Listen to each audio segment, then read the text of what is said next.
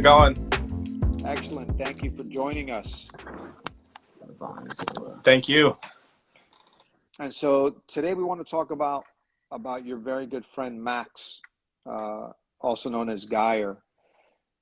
Many people around the world know him. He's moved around the United States a bit and traveled, but maybe they never really knew him as a person. They more know what they saw on the walls, kind of like this.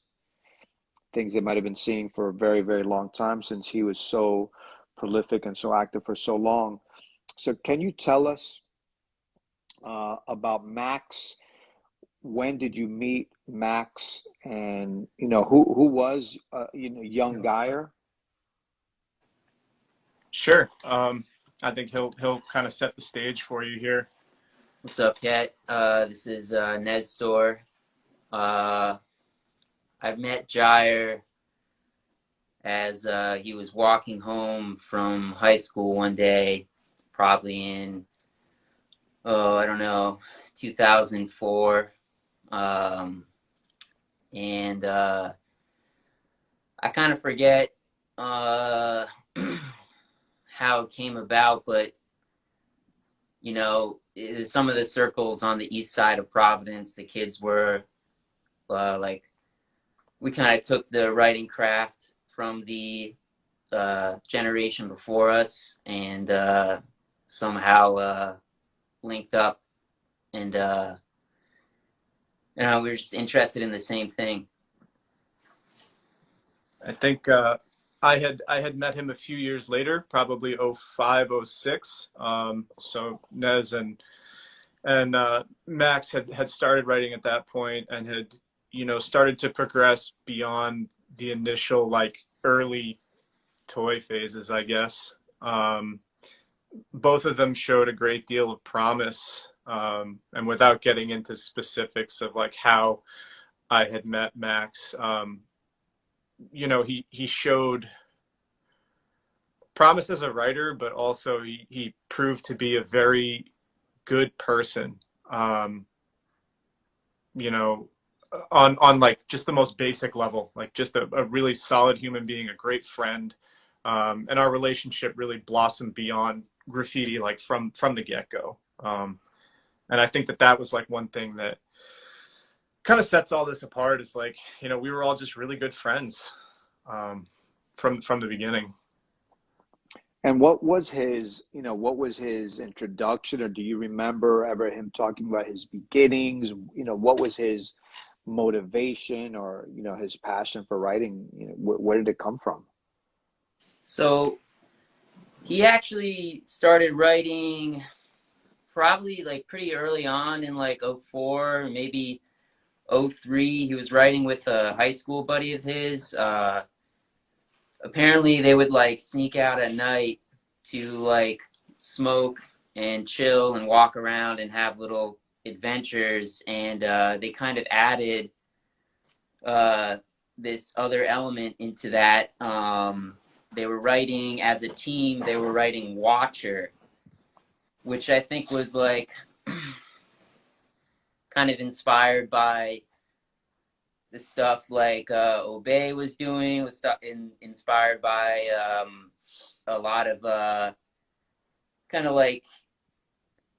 comic aesthetics. V for Vendetta. V for Vendetta. I think it's important to note too that a lot of this early work that he was doing as Watcher, or these weird stencils of brass knuckles he was putting on things, they had no real graffiti leaning other than that they were written on things. It was more for in the direction of just being mysterious and mischievous, which, if you knew Max, it's just par for the course for him, just being this little mischievous guy, just, I don't know, fucking around basically.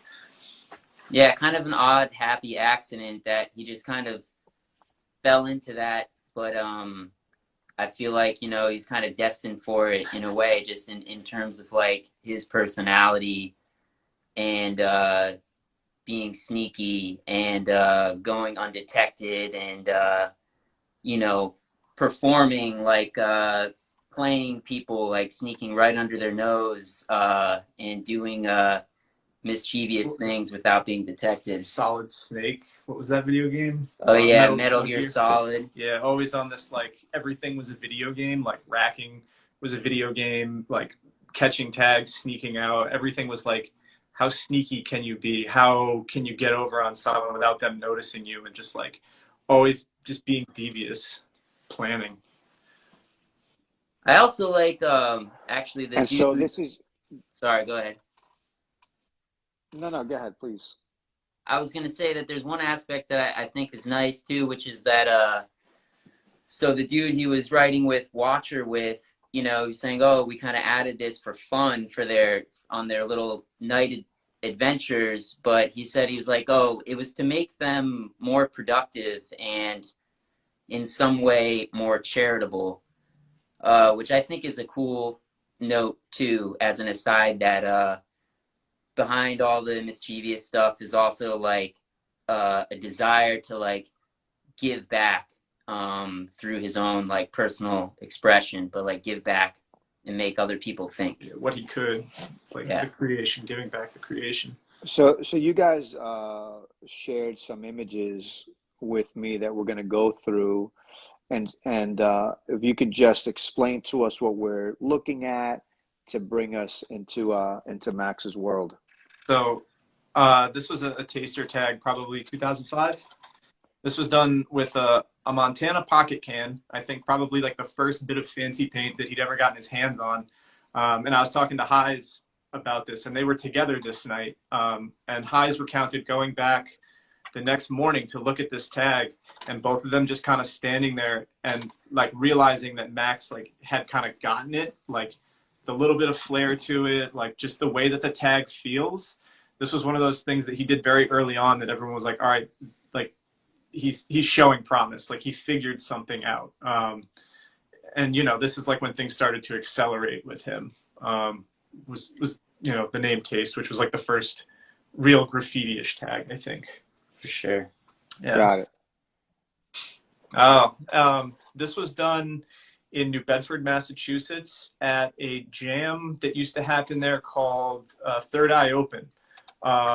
He was given the paint to do this by somebody there painting a piece. You can see the abs and mess tags above. And I think that the thing that I wanted to illustrate with this is like from a young age, when he started writing, he was always putting himself out there around these like established older writers. And I want to give a big shout out to Joey Toom, also rest in peace, who Max had a friendship with through this event. And it was, you know, like him putting himself out there around these older people and engaging and just being like really hungry to do work and like put it out there. And I don't want to say like prove, but just create. You know, this is just early work from him getting involved in the scene or the community. And here we have another 2005 image. Epic. Yeah, this was at a spot called the Blair Witch, which is no longer there. You know, very early piece. I don't know too much about this one other than, you know, year and location. I don't know who he was with, but you know, you can see that even for like what would I guess be considered like an earlier like toy piece, like he's already got stuff locking together. There's like these intricate, you know, flows going on between like the T and the A and how things fit, like just an understanding of structure and you know, I guess design that like you don't see that often, you know. Yeah, this photo was taken by probably a mech who he was quite active with at that time. And I think that it, you know, for our group of friends who are mainly doing black books and painting a little bit, he already, GYER was already kind of bringing the painting to the next level, you know. Very cool. Yeah. And so here you have, yes, again, another taste piece in a old nightclub in Providence. Style had evolved a little bit into like, I guess more like a bar structure on the T and the A. I dug what Mike said in the comments about his take on a no nag style early on, and it's like you'd see these repeating patterns of things that he would do. Like the no nag would come back when he moved to Boston years later, and like really linked up with Cape and a bunch of other people up there. It just became like a more fully realized thing. So it's like he's always revisiting these ideas. But yeah, it's just another piece. This one. No, and he's open to experimentation and Oh, learning. yeah, absolutely. Student for real. Name switch, 06. This Yeah. is 06. Yeah, so he'd switched to demo. Around this time, he was still in high school, probably a senior. We were hanging out a lot. He would show up at my apartment. I lived with somebody else who was wrote Lost at the time. He'd show up like every couple days, and we'd just hang out like all the time. So he was, painting a lot in the city, painting a lot with Highs and Emek and Nez and Lang. Style developing. What was the reasoning behind the name switching, if you recall? I think it got a little bit too blown up in terms of just people on the East Side knowing that he was writing taste, which he didn't like. He didn't like to be talked about in terms of like his actual self being connected to the name. And so I think that was partly one of the reasons. I think also fewer letters, something a little bit more official, and I think it like kind of was fitting into the flow that was happening like in the city at that time, like in terms of like the bombing that was happening. I think that word seemed more appropriate. That's my take on it too. So this is great. This is actually in Paris. And GYER and I had done a Euro trip together to Amsterdam that through missing a train, we ended up waylaid in Paris. And this was like totally a formative trip for like both of us, who I had already had like, these graffiti books, in particular, Graffiti Art 13, Graffiti off Zugen, which we like poured over endlessly. And yeah, he started writing Demer on the trip because he liked the letters better than demo. And yeah, it was just an amazing trip, and so funky. When you were saying that it was a formative trip, and what do you mean by that? Stylistically, or sort of maturing, into adulthood, or what?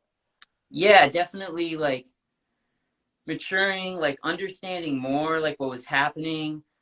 We actually liked this book so much, we went to go rack more at the Pompidou in Paris, but they didn't actually end up having any copies of it. So we ended up stealing like whatever graffiti content they had, which one of them was Dirty Hands 3 DVD. And man, we watched that together, and our minds were blown. And I remember Max saying to me before he passed that, there was his life. His life had become divided into two sections: his life before Dirty Hands 3 and his life after. And just like getting that, as an update to Style Wars, essentially kind of getting that thirst for the authentic graffiti experience of like train writing. Yeah. Sure. And for those of you out there that don't know, Dirty Hands 3 was a DVD sort of video series from Paris. I believe it was from Paris. that was just amazing. And when it came out, that whole series was not only mind blowing for Max, but I think for everybody else that got to see what was happening overseas. And videos like that weren't really common. You know, people getting filmed painting and bombing and doing trains and all this kind of thing. It just wasn't really out there as a thing. You know, you mentioned sort of it was like after Style Wars or something. Well, that's you know, a good 20-year leap forward. So very important. So big up to those guys, and I'm glad that you know you guys and he had access to that, because that is that sort of the stuff that you want to see to sort of get you pumped and give you that extra juice. So this was in New York, around the time that he had started hanging out with Shade, Shaed, from New York. He started spending a lot of time in New York. He'd met Shade in Rhode Island, I believe while he was still in high school, like late in high school, and then started going to New York a lot and painting there with Shade, as well as Drac, rest in peace, Azel, Lansky maybe. There was like a whole crew of kids, all those DBK kids. This photo was actually taken on one of my trips there, where I was gonna go to like some stupid seminar thing. I ended up blowing it off, and then I ended up running into him and Shade in the park, and they were like, "Yo, we're gonna go paint this rooftop." So of course, you know, when I hang out with like my homie Max, and yeah, just, you know, one of those great moments where you're like in some other place, you run into someone you know, and just, yeah, doing the thing. This also, you know, he'd switched to writing GYER at this point. GYRE was the initial spelling of it.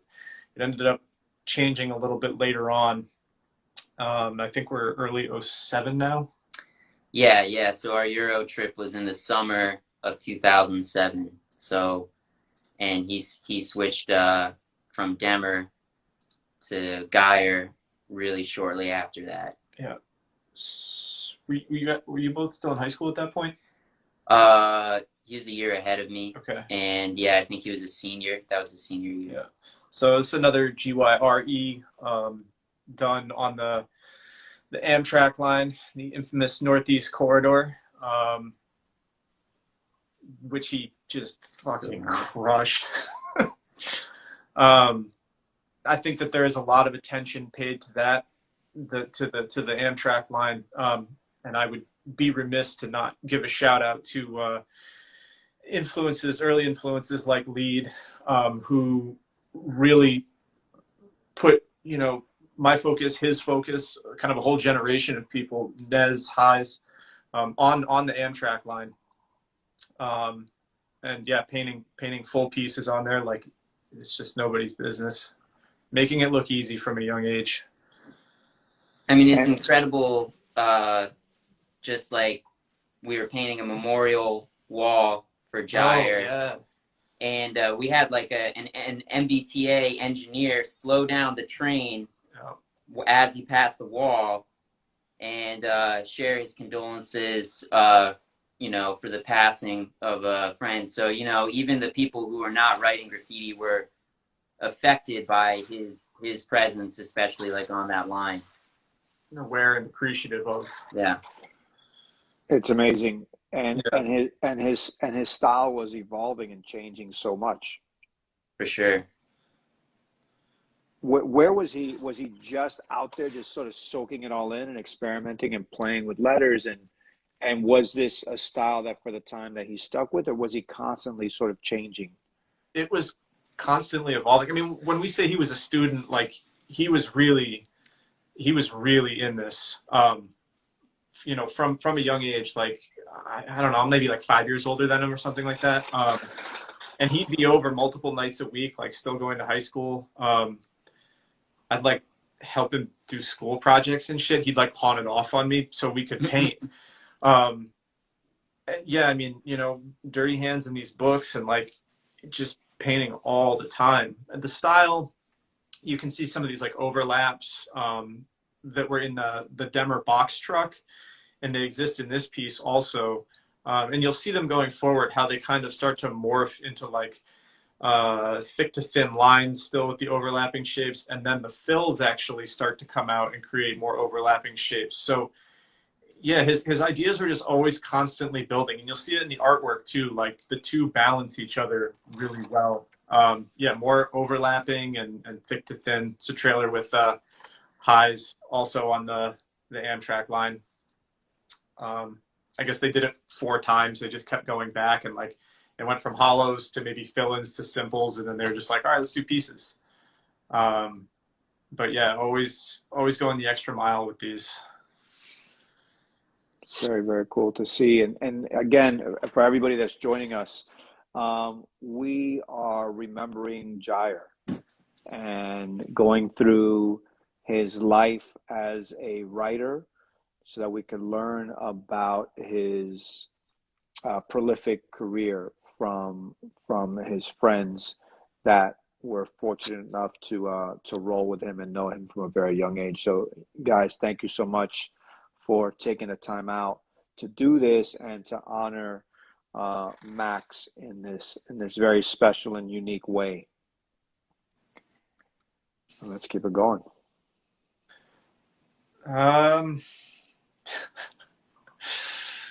Yeah.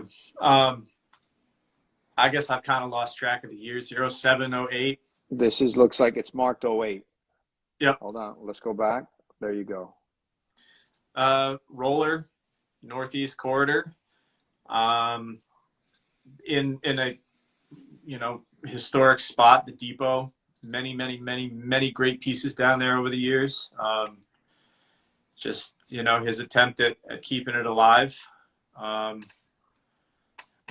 The photo says it all, really. Like, it's a great photo. It's a tremendous photo. Yeah, just layers and layers. It's a wall full of history, and then you see him just on the bottom right corner. Yep. It's just perfect. Yep. So along the way, he wasn't just writing on the streets. He was also, I imagine, drawing and creating images. And you alluded to the whole Watcher thing earlier, where he was stenciling, and so he was more than a writer, right? It appears that he was also just an artist through and through, or becoming an artist, maybe. Yeah, no, absolutely. I think even before he was doing the Watcher stuff, he was making these heavily layered, abstract, mixed media drawings, very influenced by like LSD, listening to Pink Floyd, kind of expanding his consciousness, and always, he had the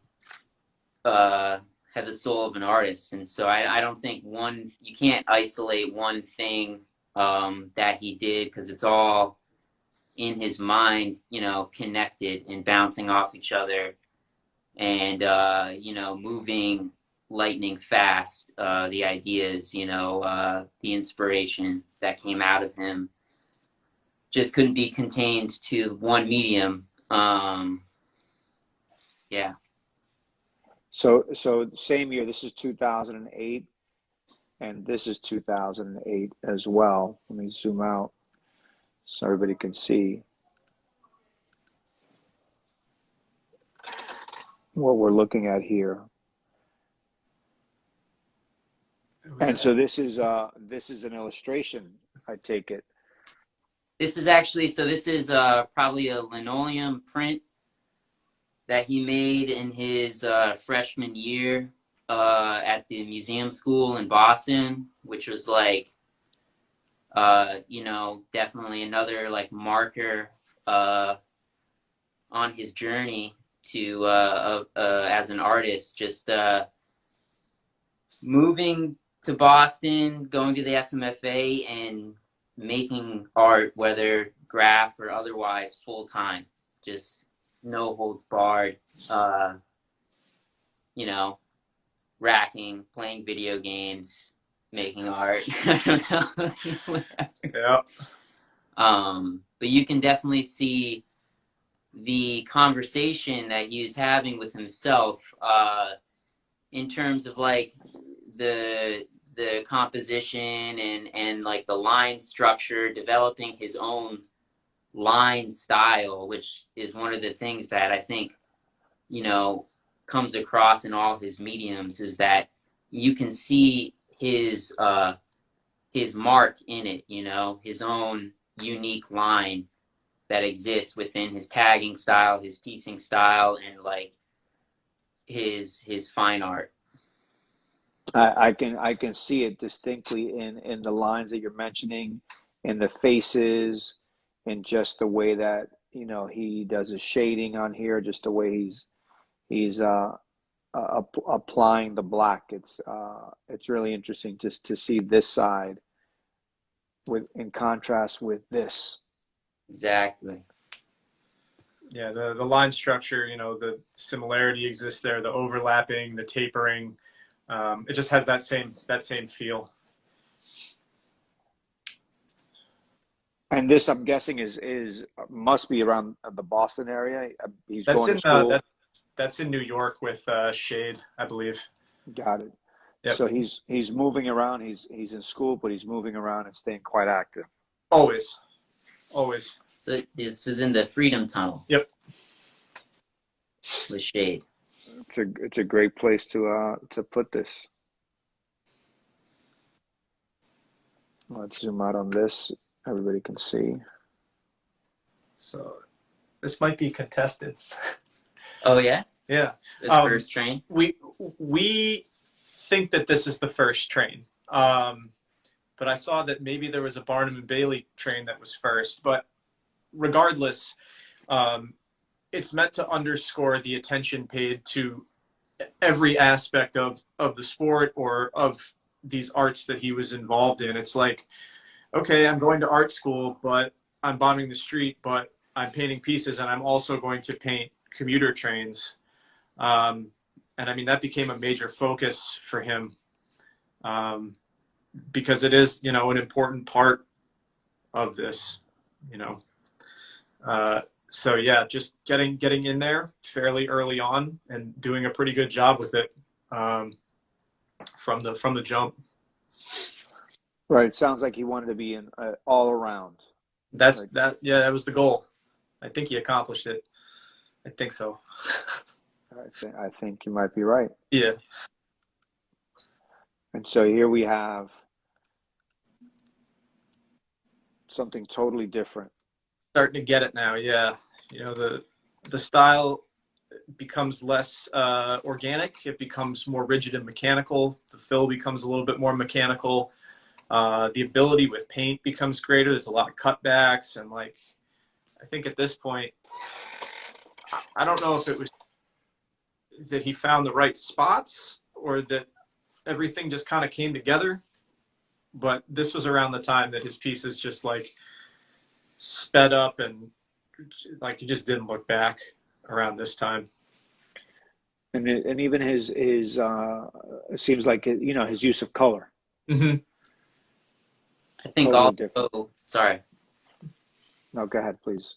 I was gonna say that I think also he, you know, the amount of work that he had been doing up to this point, kind of establishing his place like at the table, so to speak, in conversation with like the Northeast, and you know, really now leaning more heavily into those Northeast and you know, Boston type styles, to say, hey, not only, you know, I'm here at the table and I have something to say, you know. It definitely does lean on that. I love it. And this next one also just tremendous. Yep. Yeah, lots of precision, lots of chipping, just all funk. I mean, so loose and so meticulous. Technical, yeah. You know, I think he really just relished piecing and writing for the fact that how much energy and focus he could put into it. You know, this single finite point of creating this piece and having all of those dynamic letters work together in like a, you know, a uniform way. And yeah, I think that his passion just like comes across, and all these things are just like exploding with style and personality.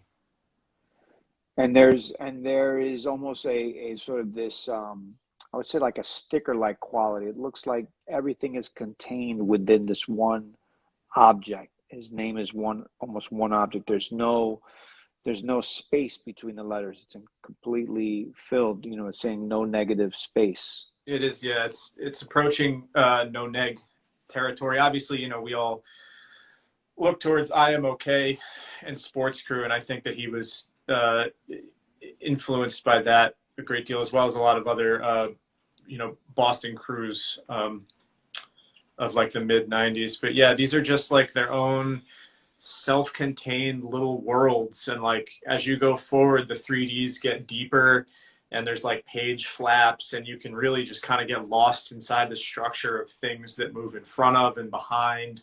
And it's mirrored in like the collage work that he would do later on. He figured out a way to physically make you know, art or objects that mirrored the way he was painting his letters.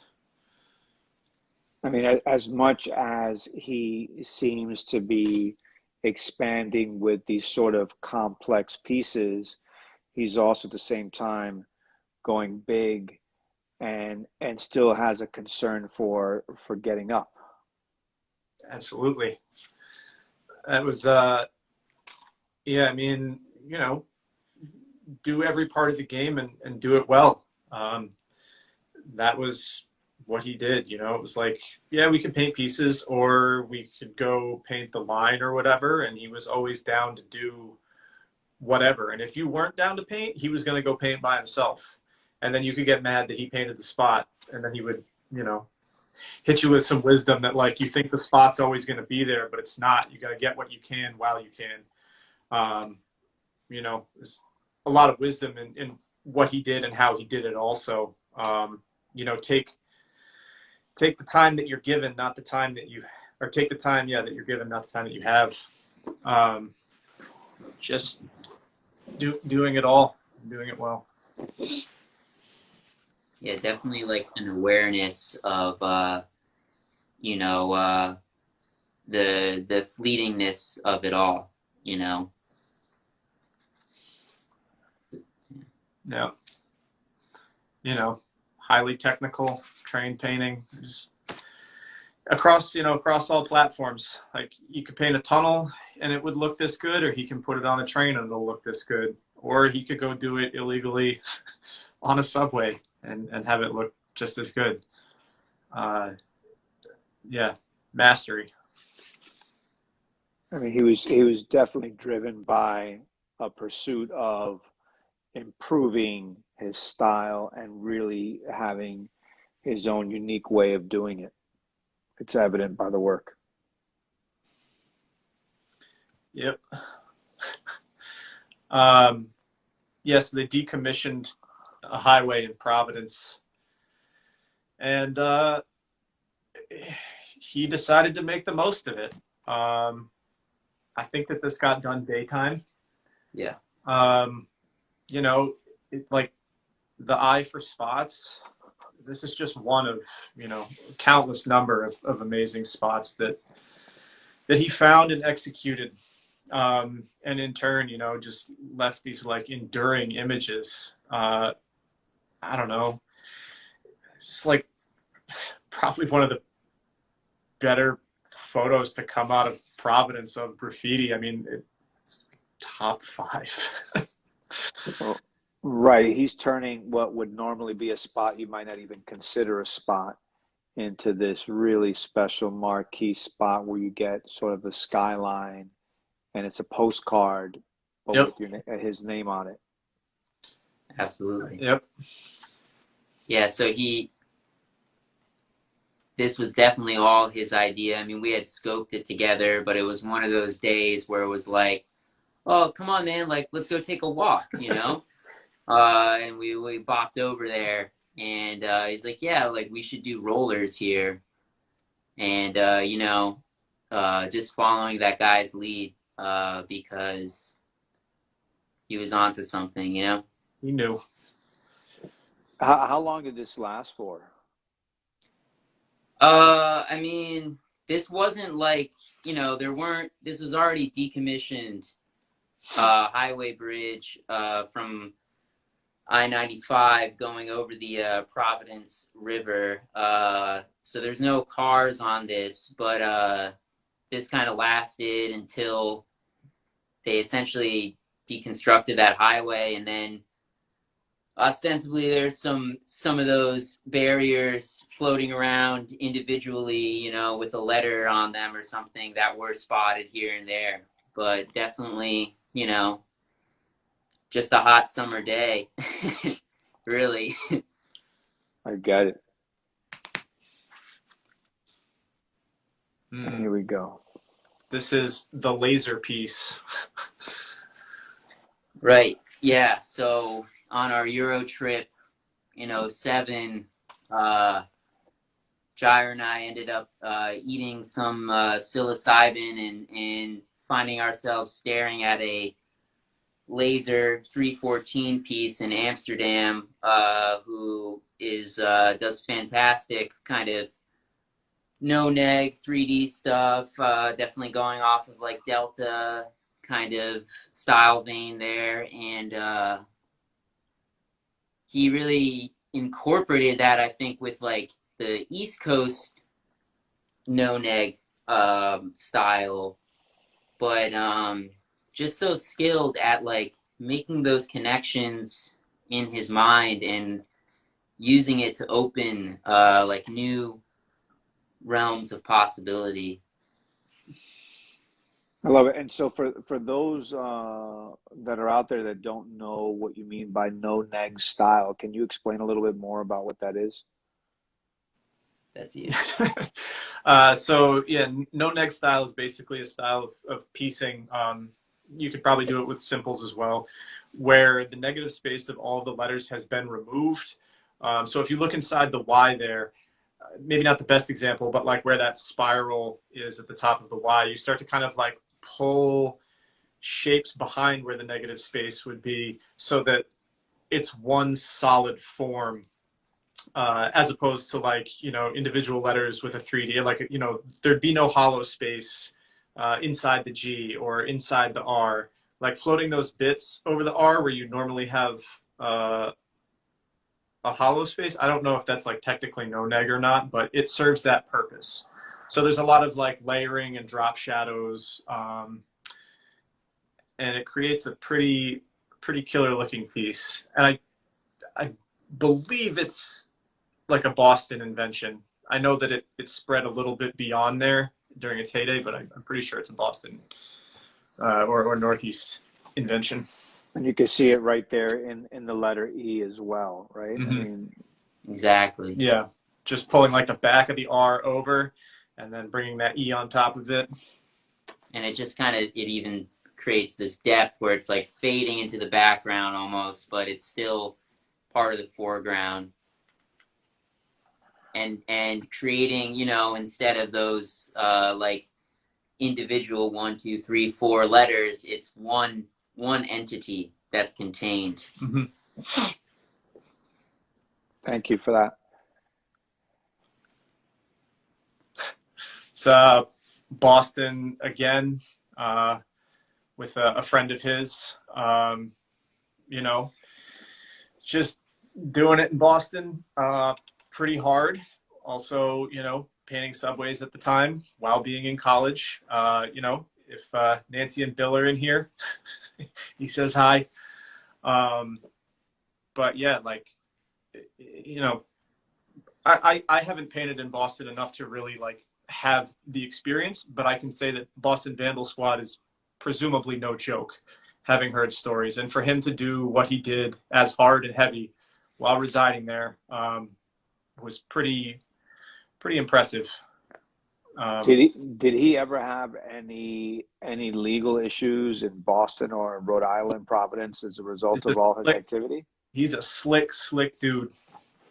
He did get bagged in NYC putting stickers up with Die59, another Providence writer, and ended up getting, you know, whatever, some community service or something like that.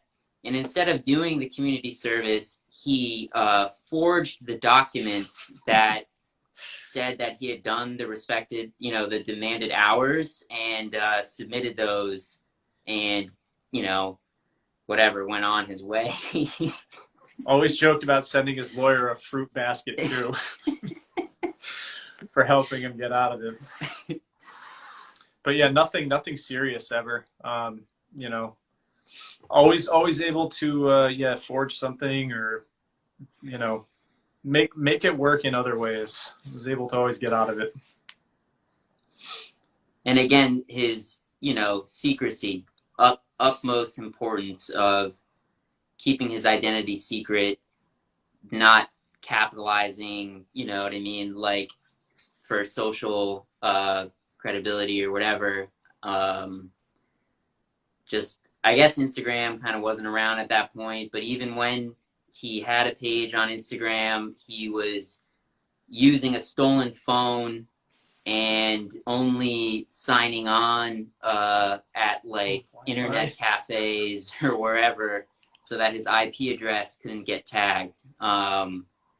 So, you know, it was someone who concerned himself thoroughly with like all the different steps involved to keep you know. I'd state too that all of the photos for this, or the vast majority of them, when going through, all of the dates have been scrambled on all of the original files. Half of them are screenshots of photos. So even posting on Instagram, he was screenshotting and posting to destroy the EXIF data. You know, just thorough.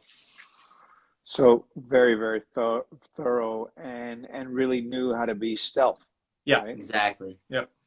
Which is something that many people just really don't understand how to be, and the purpose of it. But I'm glad he did. So yeah, here's, you know, proper no neg in Boston, done with cape. You know, hard to beat that. One of my favorite pieces from him. Just love like the colors, and again, you know, it's just like, to me, one of those ones where he's announcing, it's like, yeah, like, here I am. I believe this is what I, you know. This is still running too, I believe. Yeah. Yeah. A lot of his stuff is still running. Some of the earlier pieces that were on here are still running. But yeah, definitely a statement piece. Definitely letting people know. Not that there was any question. And then this is, yeah, back home here in Providence. That wall is probably, what, 12 feet high? Yeah. Probably about 12 feet high. And this is just to kind of give an impression of, like, you know, what he was doing back where he's from. It's like, I'm going to use all my scrap cans doing this 12-foot high piece, and then I'm going to rally bucket paint fill-ins up top. And it's just, you know, one after another down the line. You know, and you don't have spray paint? Okay, we'll just use bucket paint. Whatever he had, he was using. And the character there is saying, do your worst or do your best, just do something. And I think that falls in line with that mantra of, like, work hard or quit, you know, just constant productivity. Very, very funky. Mm. Very cool piece. Oh yeah. Good money. Yeah. Commuter train. I don't know. You probably know more about it than I do. He did this one Dolo and caught the sweetest rolling footage entering the Providence Station. Yeah. think Just it's another thing to note too. Beyond all of the photos that you see, you know, there's like video footage, there's different types of hard copy photos. Everything was thoroughly documented, um, with the intention of like making a video or a book or something at some point. But the level of documentation is its own, like it's its own volume. You know, he's like part documentary. he's an archivist. Yeah, he's an archivist. All of his friends like going to parties. Just there's like video footage of us going to like a Brooks Brothers and just talking about shoes for absolutely no reason. You know, just constantly filming, constantly photographing, and not just his own work, but yeah, other people's work as well. You know, I mean, he was cataloging spots. He was going out there, taking flicks of what was running. You know, scoping spots. Just highly involved in all aspects of the craft. You know. Amazing. and then yeah, this is another. They're all statement pieces, but this is when he first went to California. He's probably been there for a little bit at this point because he wrote a BTR, so he probably spent some time establishing himself there. The years get a little foggy for me here, but again, just you know, really letting the funk go on this like full galaxy background, and like at this point too, it's like there's this weird gray area of like, you know, it's a street piece. It's probably not legal. He probably finessed something. I feel like at this point, everything became more, I don't want to say like brazen, but it really was. It was just kind of like, It's pushing it to the next level. yeah, like him and Zines and BYER and, you know, like when he was painting with Mike out there. Plan 9. Yeah, Plan 9. It was just like, what can we get away with? How much further can we push it? Yeah. And simultaneously coming back to Rhode Island and still doing like monstrous track sides. You know, yeah, painting with Restorer, just going like double the height because you can, I guess. At this point, it's like he's so far ahead that no one's even challenging. It's just like, yeah, everything was just amazing to see. That's so good. Yeah, it's probably like, I don't know, 8 feet high, 25 feet long. It's a big piece. Stomper. Yeah, 30 feet long, something like that. Giant. And then back to the bay. So yeah, I think this is like a Thanksgiving Day action with probably with Plan 9 and Mike. I don't know the exact details. I think I remember him telling me about this, but essentially, you know, just finding an opening and exploiting it. Which is what he did. So. And great documentation. Yeah.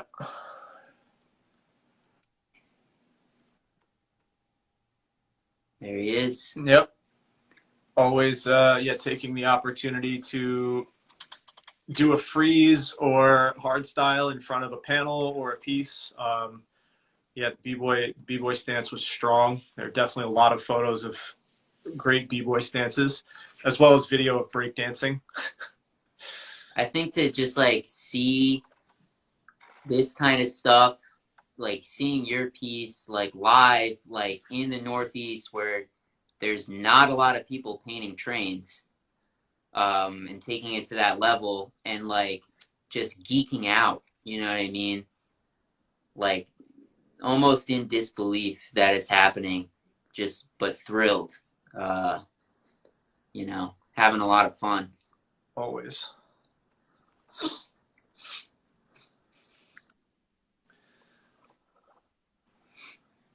Yeah. Yeah, style continuing to develop. I don't know, his relationship with hers or Herzo, Right. but I feel like there's a strong bit of influence here. Where's Herzo from? Amsterdam. Amsterdam. So yeah, there's this like Amsterdam, maybe almost like TCA. It's a European influence for sure, but the style keeps evolving. When you thought it couldn't, it's like you just take it further. Yes, yeah, I can see the influence that you're talking about with the platform at the bottom, Yeah, the skinniness of the letters, that sort of TCA style. yeah, the heavy bars with the kick serif, like the Yeah, thick serif at the bottom, and fun. incorporating characters too. A lot of these pieces, it wasn't just enough to like do a straight piece anymore. It was like, oh, let me start incorporating all these Hanna-Barbera characters or like B-boy characters that he came up with. I think it's important to note too that like on the side of all the piecing, it's like, he's incredibly voracious when it comes to consuming media. So whether it's like comic books or science fiction or horror movies, like he's constantly internalizing all of this and like picking out pieces like, oh, what can I use for a piece? What can I use for a collage?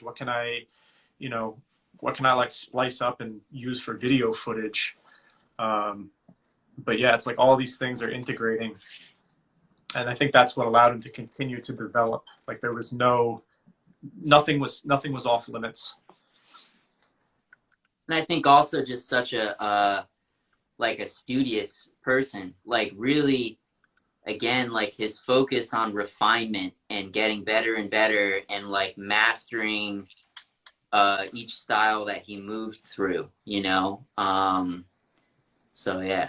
Yeah. Love this piece with the Mighty Max. Yep. Character. Really ill. This is a great piece. Mm-hmm. And so this is 2015, and then we have this. This is also 2015. Yeah, a lot of this artwork, particularly this, we discussed when we were like putting this together, that a lot of this artwork was like constantly being revised or worked on. So parts of this would come from years before, and he'd like cut up old paintings or old prints and then incorporate that into a collage that he did a painting on top of. So I think like 16 was the year that this was called done. And yeah, there again, you can see, some of the overlapping. And I think in the grass at the bottom, there's like all these little sharp details, just one thing leaning on the other.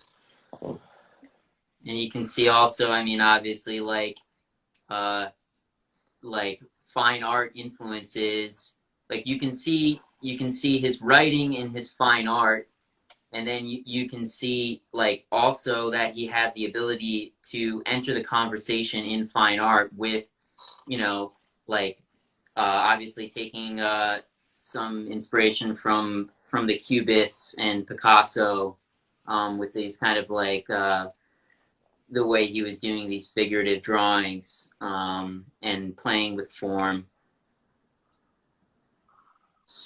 I love it. And I'm happy to see sort of this work right at the same time that he's doing work like this. And so he's not defined just by a single style, or even a single medium.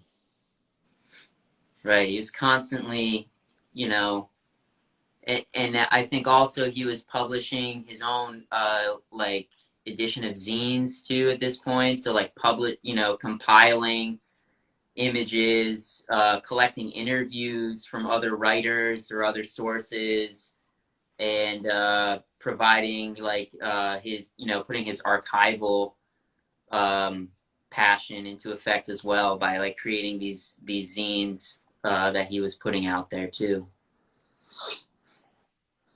Very cool. So we have a few more images, and we're almost at the hour mark. So we're gonna keep going a little bit past the hour if you guys are okay. We might have to stop in just a few minutes and then restart because Instagram will kick us off. Okay. But for everybody out there that's with us, we'll continue to go through these images and recount Max's story. So it happened. Yeah, this was, I guess, kind of like a rumor for a lot of people for a while. I think he did it solo. Oh yeah. Yeah, so he just soloed Green Line, whole car. It's like, is it a whole car technically? I don't know. And then there's video footage of him following this thing in his car for 15, 20 minutes, like pulling up at a station while people get out and look at it, and then driving off and following this thing down the road a little bit further. Yeah, just a great, great piece right over the accordion between the cars. Yeah, I mean, you can see the person standing there right inside the A. It's big. And this is, I'm guessing this is Boston? Yes, yep, Green Line. I don't Very know cool. which division of it is. And like and 5. another name. Yeah, I mean, he had a lot of names that he would use for, whatever purpose. I think that definitely helps in the subway realm. Yes.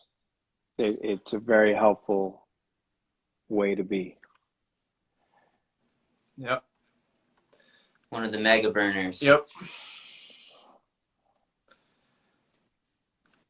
So I like that statement, mega burners. Yeah, this was a crazy era where he was just doing some of the most intricate and masterful pieces, I think, of his career. Like, I don't even know, like 20 hours or like. They were like multiple day pieces. He Yeah. would start and go back and go back and go back. Is find the right spot and set it up so you can paint it, and that's pretty much it.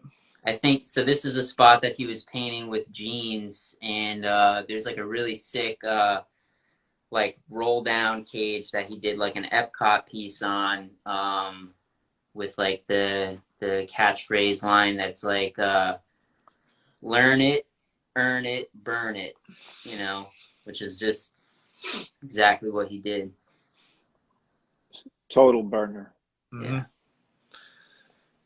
Yep. Really, really great to see. And I don't think that a lot of people out there that haven't seen this in person are familiar with the variety of his work and all the work that you're sharing today. So for everybody, this is a really special treat to be able to learn about GYER Max and see his work even when he's no longer with us. And for everybody, this is a very special moment. And so we're going to stop here and then reboot and re-log on again so that we don't lose this. I want to save this and make sure everybody that can't join us now or wasn't able to join us can see this later.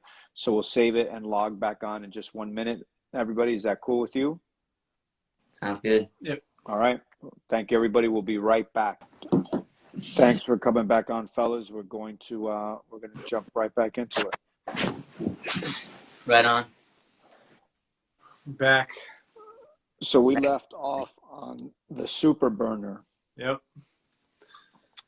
And you were mentioning that, something like this could have taken 20 hours and multiple days to paint.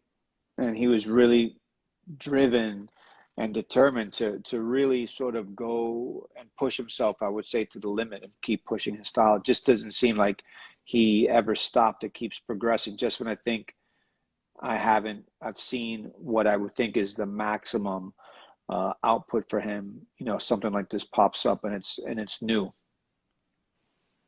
Absolutely. And I think that, we were all just as surprised as anybody else.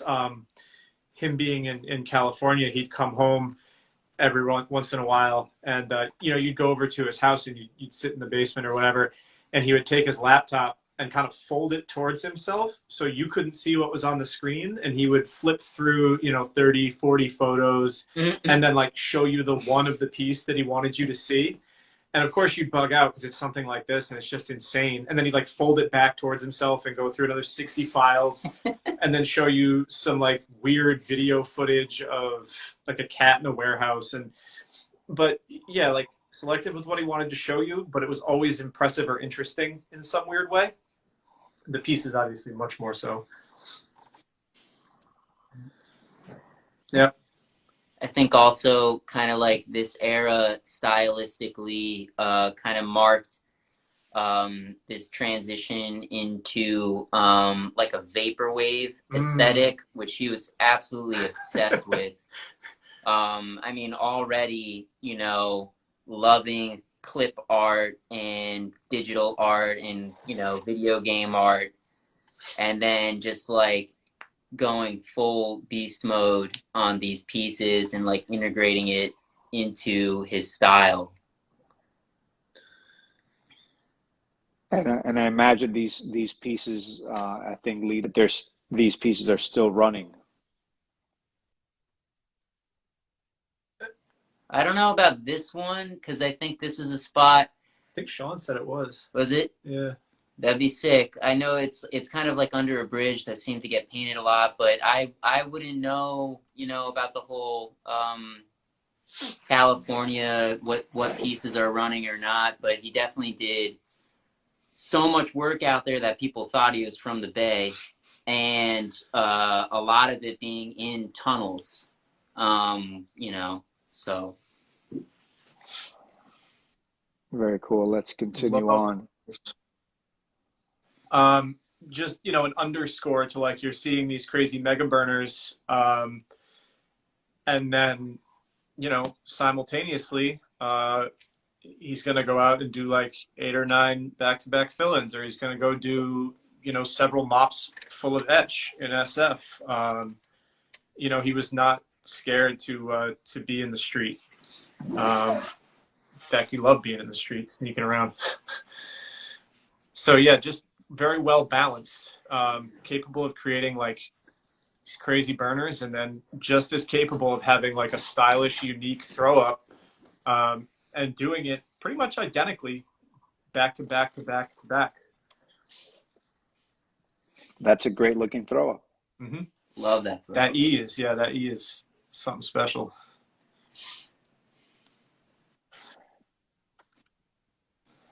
And then yeah, you know, Nez referenced earlier the like the artistic influence of Picasso or some of these other like Cubist painters, and then it comes full circle the other way, you know, and then just taking your piece and integrating it into Guernica. I mean, this van or truck is just insane. Like,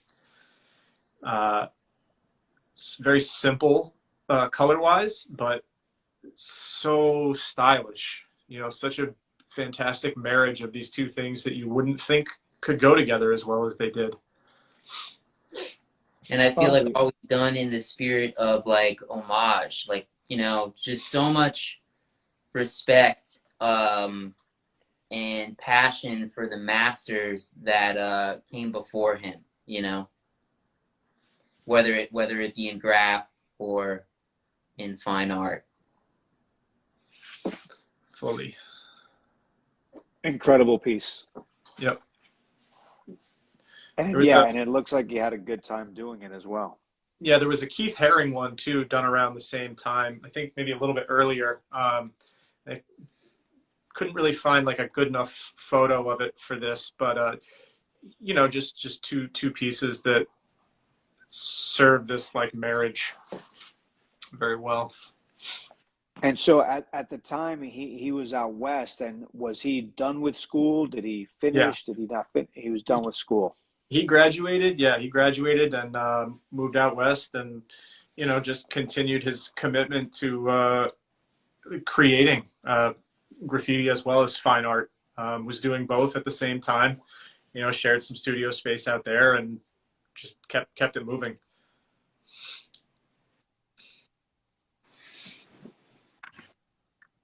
And again, you know, homage, tribute to Baudet. You know, and a piece that's just insane. This is a Studio 54. You know, another like names that pay tribute as well. You know, to that era of New York and the culture that went with that nightlife and you know, the club and all of that. Just really bringing all these things together. Another great piece. Yep.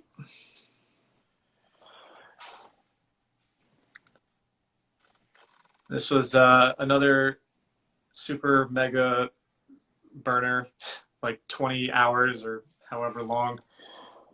With was this with Jeans? Yeah. Yeah, so Jeans and him doing these insanely intricate pieces on a ladder. You know,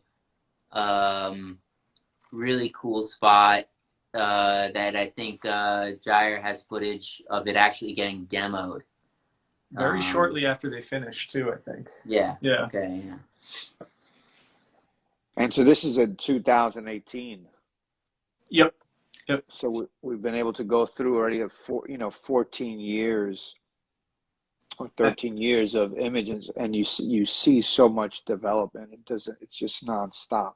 I mean, it was, incredibly difficult to narrow down all the work that he's done into 40 photos.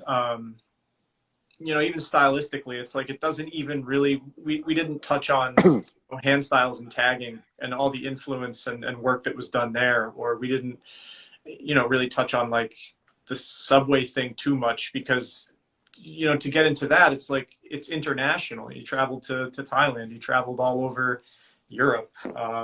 He's painted many, many models of train. It's just like each of these avenues that you can travel down in graffiti or fine art is equally as deep. So the depth of all of this is very difficult to sum up in just 40 photographs.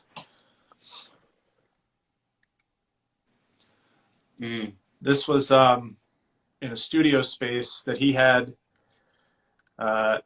in Pawtucket when he moved back to Rhode Island in 2018. Yeah. This is the last wall that I painted with him.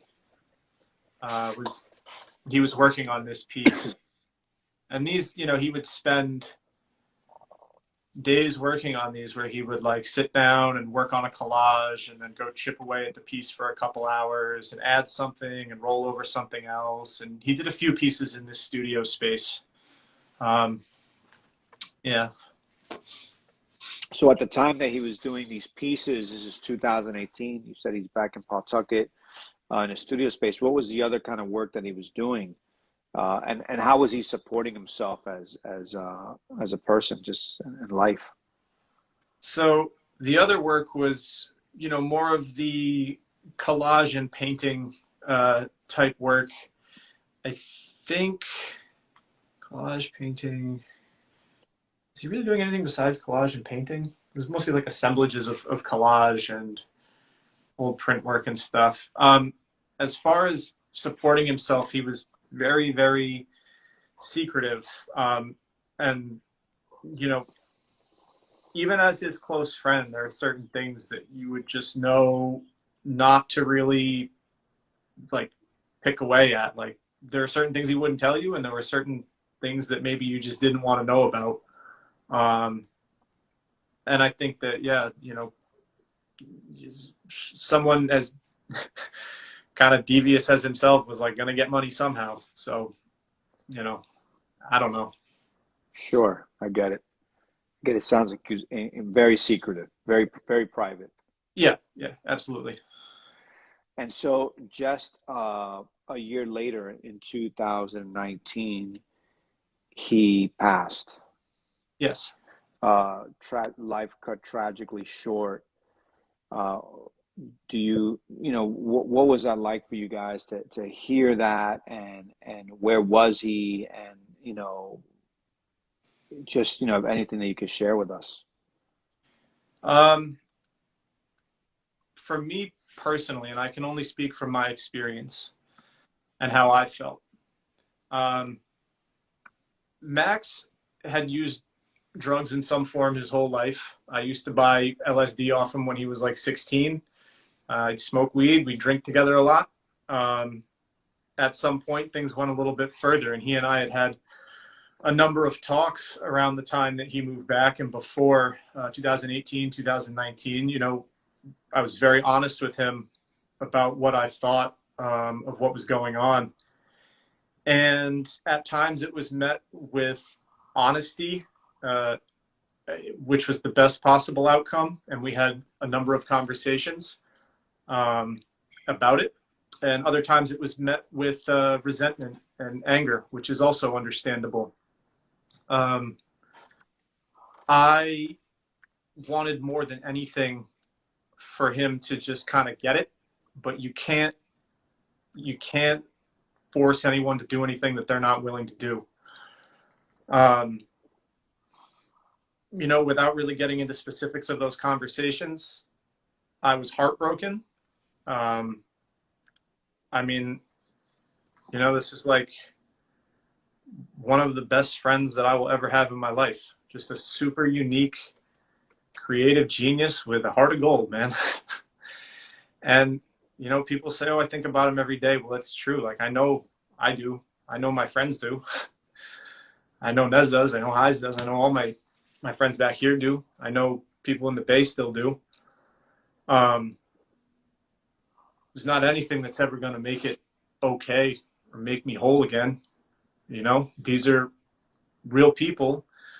At the end of the day, you know, sometimes we look at like writers and we're like, oh, GYER this or Sace that. These crazy untouchable figures, these mythological entities that exist in a space greater than human life. But the thing is, they are people, and they're people with real issues and real problems.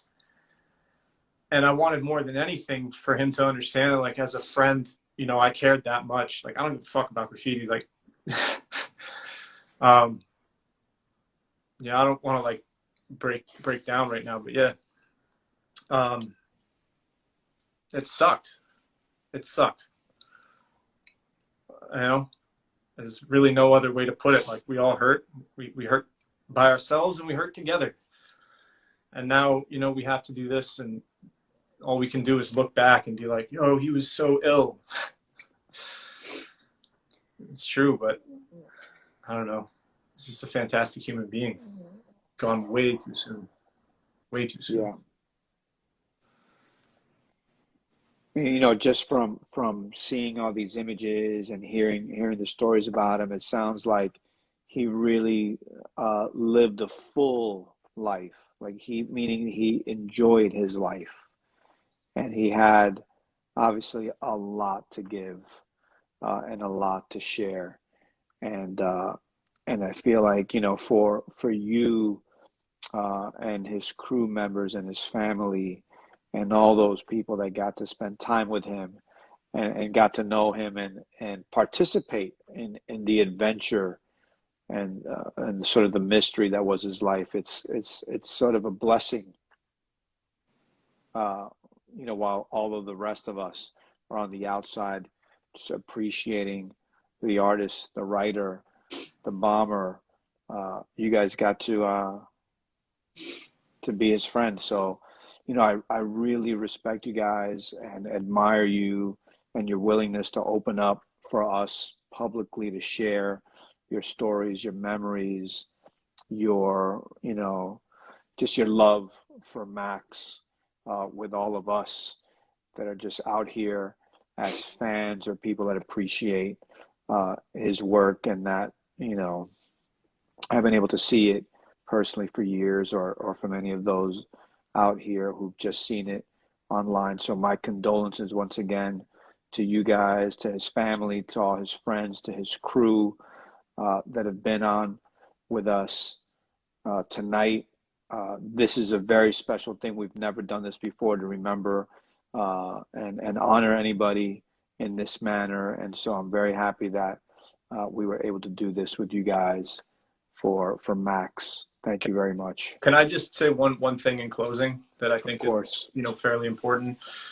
In an interview, I don't remember the year, but you know, someone had asked Max what he wanted to be remembered for, and he said that he wanted to be remembered for being a good person, because there were too many assholes nowadays, and he didn't want to emulate bad behavior. And I think that regardless of like anyone's relationship with him, whether you were like super close or you just met him one time, I don't think there's anyone that has anything bad to say about him. He treated everybody with respect and you know, kindness. And I think that that's really the takeaway. It's like he was a very good person. And, you know, as is evidenced by everybody in this chat right now, like we all love him dearly. And we refuse to let his name go. So, you know, I just want to thank you for having us both on to do this, and everyone for showing up and commenting and being a part of this.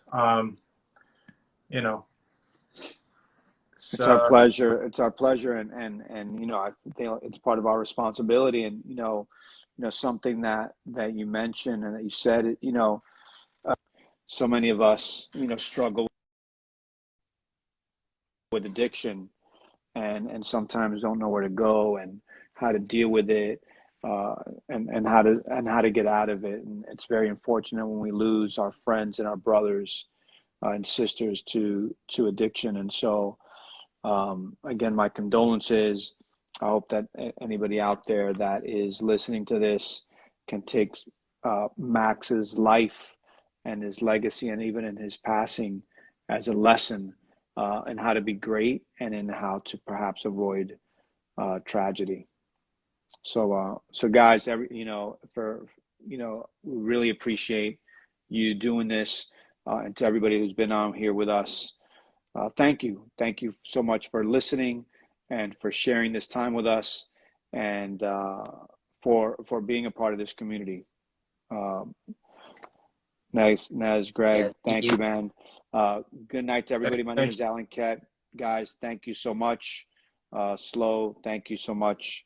And we'll continue to remember and celebrate the life of Max GYER, and perhaps one day be able to show his work in the museum so that people that come here can see his work in person. It would be our honor and a privilege to be able to do that. Right on. So we'll stay in touch. Thank you. Absolutely. Thanks. Good night, guys. All right. Good night.